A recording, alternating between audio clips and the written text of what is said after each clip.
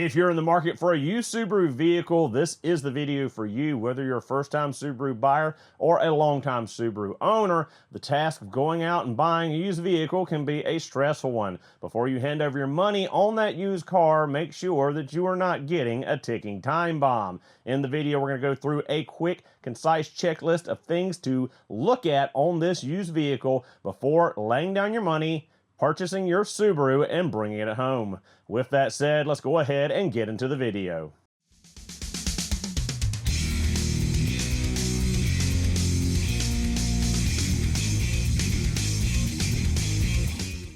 So the quickest, easiest start to checking out a used Subaru vehicle is checking the exterior and the interior. What we're looking for on the exterior is signs of a crash, signs of bodywork, signs of body damage, signs of a collision. Not always, if you run a Carfax, will you find this information. A lot of times this stuff is fixed off the books, off the records for cash money, and is not reported.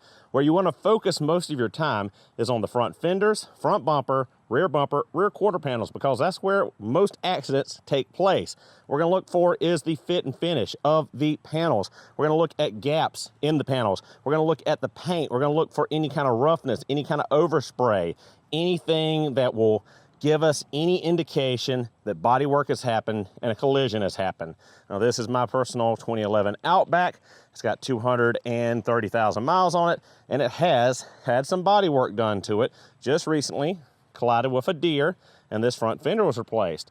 Now, we did a pretty good job on replacing it, painting it, getting the gaps right, but if you know what to look for, you can see some signs that this was replaced. Looking at the gap between the door and the fender, you can see a little bit of overspray in here. You can see a little bit of irregularity and a little bit of orange peel here where the door was blended from the fender into the door.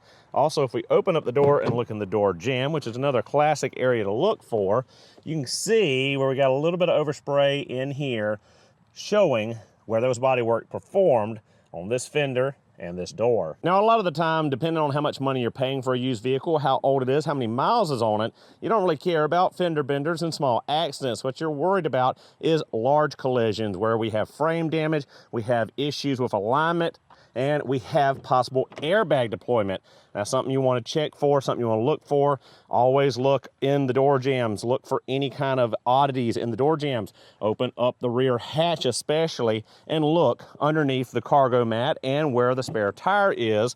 A lot of times, if there's been a very big hit in the back end, you will see evidence of that hidden under the floor where that spare tire well is, because a lot of times they don't focus underneath this padding, underneath this stuff, hiding evidence after a major crash. With the exterior, you also want to look at the interior. Now, again, depending on the age, mileage, and the price for the car, sometimes you might not care about torn seats or stains, etc., but you want to check on that stuff. While you're in the car, you always want to go through and check everything electronically. Run the windows up and down, make sure they work. Hit your power door locks. Turn your air conditioning on, turn the heat on, make sure that the air blows out of the top vents, the defrost, and the floor vents. Blow the horn. Use the cruise control on a test drive. Check the heated seats. Check any kind of electronics in the vehicle. Headlights, high beams, turn signals, your windshield wipers, your washers.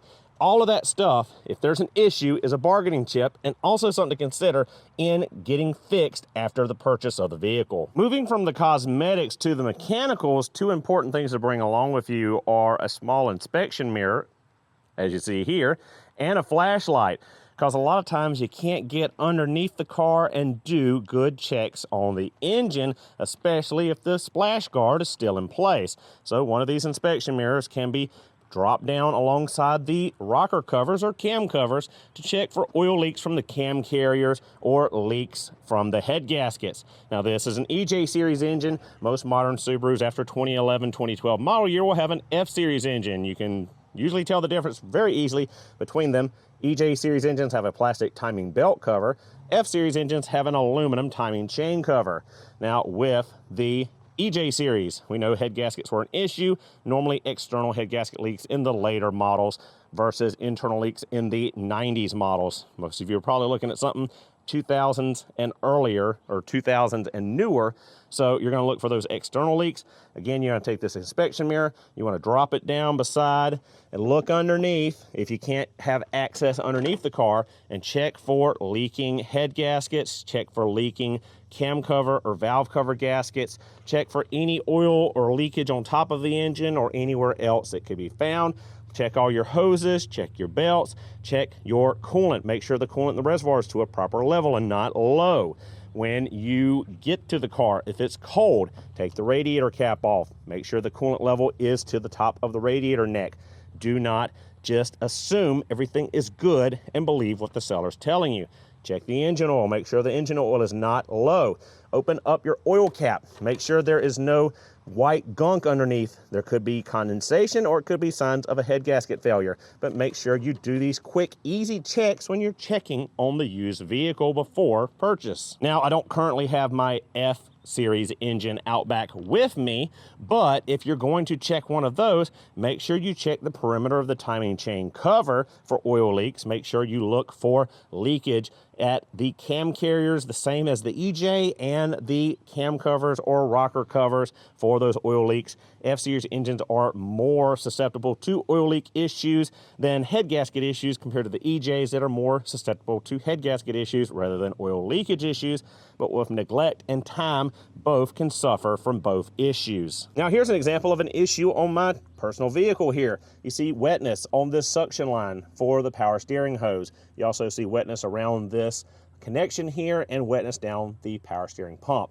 There's a bad O-ring in here that needs to be replaced, and this suction line is hard and needs to be replaced. Very quick and easy DIY fix, not gonna be expensive, but these are the things you wanna look for when inspecting a used car before purchase. Along with your inspections under the hood for any kind of leaks or issues, you wanna check all of your fluids. Luckily, Subaru's fluids are all capped with yellow and easy to identify under the hood, whether it be power steering fluid, brake fluid, windshield washer fluid, coolant for the reservoir, the radiator cap, the oil cap, and the oil dipstick. And on some models, older models, you'll see a yellow dipstick on the side here for front differential gear oil or manual transmission oil. And on this side, you will see a yellow dipstick for your automatic transmission fluid. This being a CVT does not have a dipstick to check fluid though. Another mechanical focus would be on the engine under a cold start. Hopefully the car has been sitting before you come to look at it and is not up to temperature. That way there's any kind of weird noises on the initial startup of that engine cold, you'll catch it. Look for timing chain rattle on the F-Series engines. Look for timing tensioner, timing belt tensioner noise on the EJs. Listen for any potential rod knock or piston slap issues that would come on very strong cold start and then mellow out as the engine warms up. Also, be sure to check the coolant reservoir and observe inside for any kind of bubbling that could be an indication of a head gasket issue. Next up, we want to get down low. We want to look at our wheels and tires and inspect our brakes as good as we can visually through the wheel. Now, in a lot of cases, this is not very feasible because of the design of the wheel, but a lot of times you can position the car in a way with a flashlight to get a good line of sight on the brake pads and gauge how much life is left on your brakes. You also want to check your tires, make sure there's no irregular wear. You want to make sure that you have a matching set of 4, as Subarus are very finicky with the all-wheel drive system about their tires, and be wary of a Subaru that has mismatched tires on it, and especially tires that are different sized or at different rates of wear. When you're checking your tires, you can always do it with a penny very quickly, easily to see how your tread depth is holding up and what kind of life expectancy you can expect out of the tires before you have to buy a new set on this new-to-you purchased vehicle. Also, again, inspecting through that wheel, you can normally get a good line of sight on the brake pads and see how much meat is left on them. The next part of the inspection can be a little tricky, as you got to get down on your hands and knees and take a look underneath at the suspension. Now, what you're going to do is look for any torn CV axle boots. You're going to look for any torn ball joint boots there. You're going to look for anything that is bent or corroded or rusted in the suspension, steering components. And luckily, most of us have a smartphone in our pocket, so if nothing else, we can stick it under here with the video going, just as I'm doing, and take a quick video of what things look like so you don't have to shove your entire head and body underneath the vehicle. As we did the front, we want to do the rear as well. Again, looking for any kind of visual issues with our CV axles, with our braking components, with our suspension components, and our rear differential to see for any kind of leaks around the axle seals or the back of the differential itself. Also, we're back here, we can take a look at our exhaust, see if there is any looseness in the exhaust system. Make sure the hangers are good, make sure there's no rusted out connections, and make sure that everything is as it should be as far as the connection from the engine back to the muffler. Now again, depending on year and model of Subaru you're looking at, you could possibly see the bottom side of the engine, or you could not, depending on how the splash guard is configured or if it's even on the vehicle.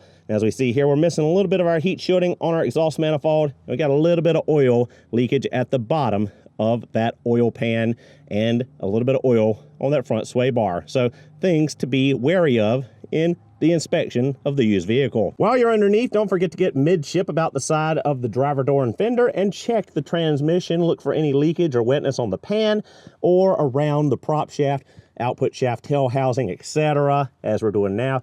You can also get a good look at your front and rear subframes, control arms, all of those big components, and check for rust issues. Now, a little bit of surface rust like this is perfectly fine, but if it looks like a barbecue grill underneath that's been out for many seasons without a cover, it's probably best to walk away. And as we mentioned, rust, you rust belters, make sure to check these rear quarter panels, rear door jambs in this area specifically, as it's mainly where you'll find rotting out on your Subaru vehicle. Now that we've finished looking at our visual checks around the car, inside the car, underneath the car, and under the hood, it's time for the test drive. This is where you're going to use all your senses in picking up any potential issues with the car. Now what you want to do is several different styles of driving, starting off hopefully in a parking lot, an open area where you can drive slowly and turn the wheel lock to lock and turn very tightly, listening for any clunking noises, any kind of rattles, any kind of noise that would indicate issues with your CV axles